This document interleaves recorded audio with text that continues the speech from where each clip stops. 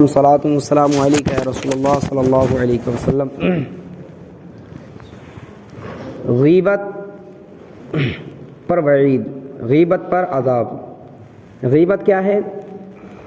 تو غیبت کے بارے میں علماء کرام نے بڑی لمبی بحث کی ہے، اور کچھ ایسی چیزیں ہوتی ہیں، کچھ ایسے کام ہوتے ہیں کہ جس سے انسان کہ جو اعمال ہوتے ہیں، اچھے اچھے کام ہوتے ہیں، وہ ان غلط کاموں کی وجہ سے سارے کے سارے برباد ہو جاتے ہیں۔ نہ انسان کی نمازیں مقبول ہوتی ہیں، نہ اس کے روزے۔ انسان کو لگتا ہے کہ وہ نماز بھی پڑھ رہا ہے، وہ قرآن کی تلاوت بھی کر رہا ہے، وہ روزے بھی رکھ رہا ہے، اس کو لگتا ہے کہ میں سب کچھ اچھے عمل کر رہا ہوں، لیکن کبھی کبھی انسان کچھ ایسے کام کرتا ہے کہ جس کی وجہ سے اس کے جو عمل ہیں نیک اچھے وہ ختم ہو جاتے ہیں اور اس کو پتہ بھی نہیں چلتا۔ انہی غلط کاموں میں سے ایک کام ہے غیبت۔ اور غیبت کے بارے میں امام غزالی نے ایک بڑا لمبا باب باندھا ہے، اور کئی طریقے کی آپ نے بیان فرمائی کہ غیبت کس کو کہتے ہیں۔ اور علماء کرام نے جو غیبت کی تعریف بیان کی وہ یہ کہ اپنے بھائی کی پیٹھ پیچھے کوئی ایسی بات بیان کرنا کہ اگر اس تک وہ بات پہنچے تو وہ اس بات کو سن کر ناپسند کرے۔ یعنی اپنے بھائی کی کوئی بات پیٹھ پیچھے بیان کرنا کہ اگر وہ بھائی بھی سن لے تو اس کو برا لگے، تو یہ غیبت ہے، اگرچہ وہ کمی اس کے اندر ہو، اگرچہ وہ کمی اس کے اندر ہے جس کو ہم پیٹھ پیچھے بیان کر رہے ہیں، تب بھی وہ غیبت میں شمار ہوتا ہے۔ خدا بند قدوس نے قرآن مجید میں غیبت کی مذمت کرتے ہوئے غیبت کرنے والوں کو مردار کا گوشت کھانے والے کہا ہے۔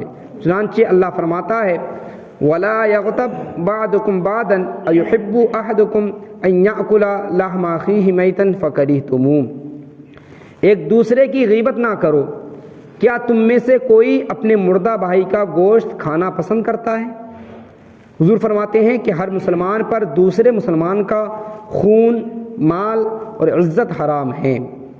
یعنی کسی انسان کے لیے، کسی مسلمان کے لیے جائز نہیں کہ کوئی مسلمان کسی دوسرے مسلمان کو ناحق قتل کرے، ہے نہیں؟ کسی کو کہتے ہیں خون، ایک مسلمان کا دوسرے مسلمان پر خون حرام ہے۔ خون حرام ہونے کا مطلب قتل نہیں کر سکتا کوئی مسلمان کسی دوسرے مسلمان کو ناحق۔ دوسری چیز، ایک مسلمان کا دوسرے مسلمان پر مال بھی حرام ہے۔ اسی وجہ سے کہا گیا کہ مسلمانوں سے رشوت لینا جائز نہیں۔ جو رشوت لیتے ہیں نا، یہ گویا کہ مال لینا ہے، یہ مال حرام ہے، کسی مسلمان کا فائدہ لینا ہے نہیں۔ تو ایک مسلمان کا دوسرے مسلمان کا مال بھی حرام ہے، اور عزت بھی حرام ہے ایک مسلمان کی دوسرے مسلمان پر، کہ کوئی کسی کی بے عزتی کرے تو یہ بھی حرام ہے۔ تو حضور نے فرمایا کہ ایک مسلمان دوسرے مسلمان پر، اس کے لیے اس کا خون، مال اور عزت، یہ ساری چیزیں حرام ہیں۔ حضور فرماتے ہیں اپنے آپ کو غیبت سے بچاؤ، کیونکہ غیبت زنا سے بدتر ہے۔ اللہ اکبر۔ کیونکہ زنا کرنے والا زنا کرنے کے بعد توبہ کرتا ہے تو اللہ تعالیٰ قبول کر لیتا ہے، مگر غیبت کا گناہ کرنے والا اس وقت تک معاف نہیں ہوتا جب تک کہ جس کی غیبت کی جائے وہ معاف نہ کر دے۔ اللہ اکبر۔ ہم سوچیں کسی کی پیٹھ پیچھے برائی بیان کی، مسجد میں آ کر توبہ کرنے لگے تو توبہ قبول ہو جائے؟ ہرگز نہیں ہو سکتا۔ یہ حق العباد میں سے ہے، بندے کا حق ہے یہ۔ جب تک جس بندے کی برائی نہیں کی ہے وہ دل سے معاف نہ کر دے، اس وقت تک اللہ بھی اس بندے کو معاف نہیں فرماتا ہے۔ کتنا بڑا بوال ہے۔ اس لیے کہا گیا کہ الغیبۃ اشد من الزنا، غیبت جو ہے وہ زنا سے بھی زیادہ سخت ہے۔ رسول اللہ صلی اللہ علیہ وسلم کہتے ہیں غیبت کرنے والے کی مثال اس شخص کی جیسی ہے کہ جس نے ایک منجیک لگائی اور وہ اس منجیک کے ذریعے دائیں بائیں نیکیاں پھینک رہا ہے۔ یہ منجیک جو ہوتا ہے یہ وہی منجیک ہے کہ جو شیطان نے نمرود کو بتایا تھا حضرت ابراہیم کو آگ میں ڈالنے کے لیے، اور اس منجیک میں بیٹھال کر کیا ہے حضرت ابراہیم کو اس آگ میں ڈالا گیا تھا۔ اور یہ جو ہوتا ہے پتھر پھینکنے کا کام آتا ہے نہیں؟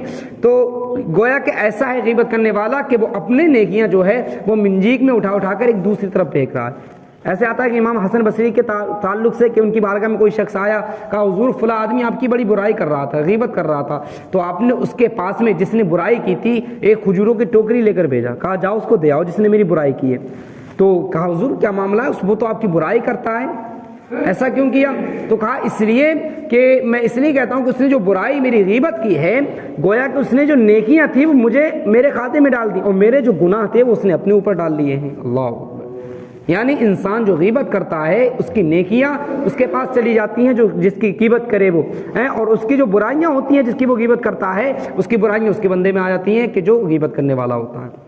اس لیے کہتے ہیں کہ اپنے آپ کو غیبت سے بچاؤ۔ رسول اللہ صلی اللہ علیہ وسلم کا ارشاد ہے جو کسی مسلمان بھائی کی برائی چاہتے ہوئے غیبت کرتا ہے اللہ تعالیٰ اسے قیامت کے دن جہنم کے پل پر اس وقت کھڑا کرے گا کہ جو کچھ اس نے کہا تھا نگل جائے۔ اللہ اکبر۔ حضور فرماتے ہیں غیبت یہ ہے کہ تو اپنے بھائی کی اس چیز کا ذکر کرے جسے وہ ناپسند کرتا ہے، کوئی بھی چیز ہو، خواہ اس کے بدن کا کوئی عیب ہو کہ اس کا ہاتھ نہیں ہے، پیر نہیں ہے، آنکھ نہیں ہے، کانا ہے، سنتا نہیں، بہرا ہے نہیں، کیونکہ اگر کوئی چیز اس کے بدن کا بھی کوئی عیب ہے تو ظاہر سی بات ہے اگر کہو گے کانے کو کانا تو اس کو برا لگے گا، ہے نہیں؟ تو کہا گیا کہ خواہ اس کے بدن کا کوئی عیب ہی صحیح، اگر تم نے اس کے پیٹھ پیچھے بیان کیا اور اس کو برا لگا تو یہ غیبت ہے۔ چاہے نسب کا عیب ہو، کچھ نیچے طبقے کے، بھئی نسب تو ہم لوگوں نے بنا لیے، کوئی کسی قوم کا ہے، کوئی کسی قوم کا ہے، اب ایک دوسرے کی قوم کے اوپر مطلب فوقیت دینا یہ غلط ہے۔ چاہے نسب کا عیب لگائے، اس کے قول و فعل یا دین دنیا کا عیب ہو، یہاں تک کہ اس کے کپڑوں اور سواری میں بھی کوئی عیب نکالے گا تو یہ غیبت ہوگی۔ کہا کہ فلاں کا کپڑا ایسا تھا، فلاں کی سواری ایسی تھی، تو یہ بھی غیبت ہے نہیں؟ اس سے بچا جائے۔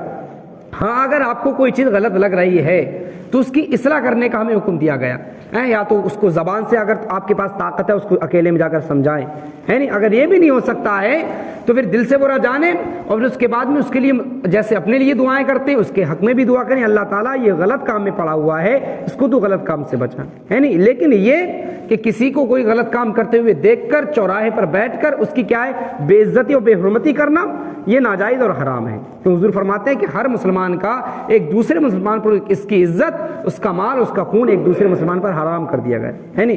اس لیے غیبت کو حرام قرار دیا گیا۔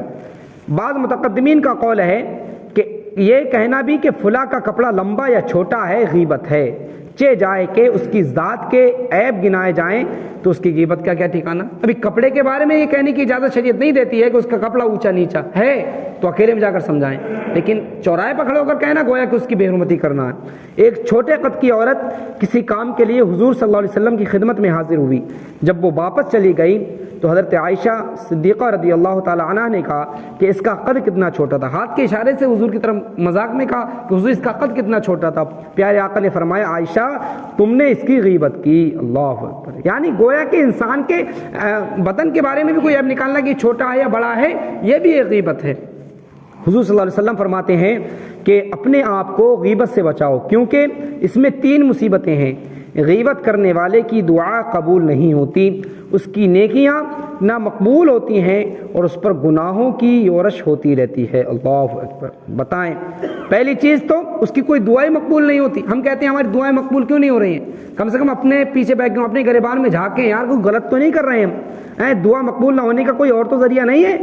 جو ہم دعا تو بہت مانگتے ہیں قبول نہیں ہوتی، ہم کوئی غلط کام کہتے ہیں۔ غیبت کرنے والے کی سب سے پہلی چیز اس کی دعا مقبول نہیں ہوتی۔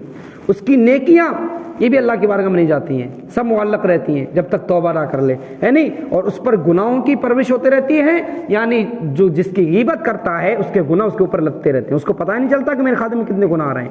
اس لیے ان سب سے بری مذمت اور اس معاشرے کے اندر جو پھیلی ہمارے معاشرے کے اندر یہی سب سے غیبت سب سے بری چیز ہے۔ چاہے انسان چوراہے پر بیٹھا چائے پینے کے لیے بیٹھا تو اس کی برائی کرنے لگا، کوئی ٹاپک نہیں ملا تو اس کی برائی کرنے لگا۔ یہ ہر انسان، میں سمجھتا ہوں الا ماشاء اللہ بہت سارے لوگوں کے اندر یہ خرابی موجود ہیں۔ ہمیں اور آپ کو اس چیز سے بچنا چاہیے۔ یہ ایسی چیزیں ہوتی ہیں کہ ہمارے ایمان کا بھی کیا سب ہمارے ایمان کو برباد کر دیتی ہیں، ہمارے ایمان کے چاشنی کو ختم کر دیتی ہیں، ہمارے دل سے ایمان کی نورانیت کو نکال کر کے ہمارے دل کو کالا کرنے والی چیزیں ہیں، ہے نہیں؟ یہ غیبت سے بچائیں اور کسی کے بارے میں کوئی عیب نہ نکالیں۔ کوئی غلط خامی اگر ہم کو لگ رہی ہے تو ایک اسلامی طریقہ میں یہ بتاتا ہے کہ اس کی جا کر کیا اصلاح کریں، کسی بھی طرح ممکن ہو اس کی اصلاح کرنے کی کوشش کریں۔ ہرگز کسی انسان کی غیبت یا اس کی بے عزتی کرنا جائز نہیں۔ اللہ تعالیٰ ہم تمام کو عمل کی توفیق